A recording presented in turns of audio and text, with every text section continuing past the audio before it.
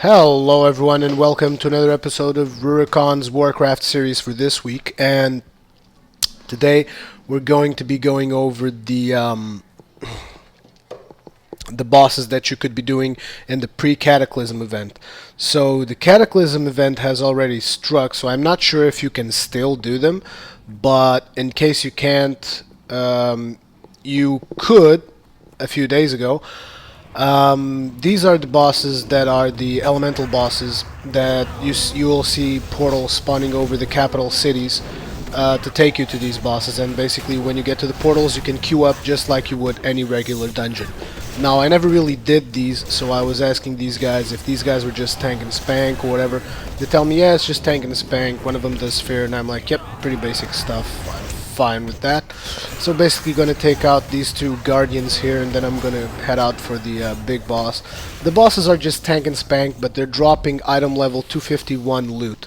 And why is that important? Because my bracers are still item level 233, because I still have the bracers from 10-man Trial of the Crusader, which basically has been like one of my biggest weaknesses in my gear has been the bracers. So I was doing these bosses because I knew one of them dropped the bracers I needed.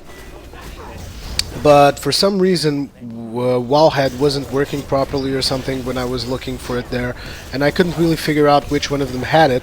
So I was just doing them at random, like I would go to one, then I would go to the other. So basically I grabbed footage of all four of them. So the first one is this one. This is the Earth boss. You just come up to it, tank and spank it. Sometimes she pulls you away, so you want to stay away from the cliffs. Keep your back towards the entrance of the island so that it doesn't throw you too far away from your group, and so that you don't get dropped from the cliff. Also, obviously, you gotta use Zerka Rage or whatever you have to get out of fear. So basically that was it for the first boss, and after this one I went for the boss of air, which I really enjoyed because this boss reminds me of Prince Thunderan, which was the guy I had to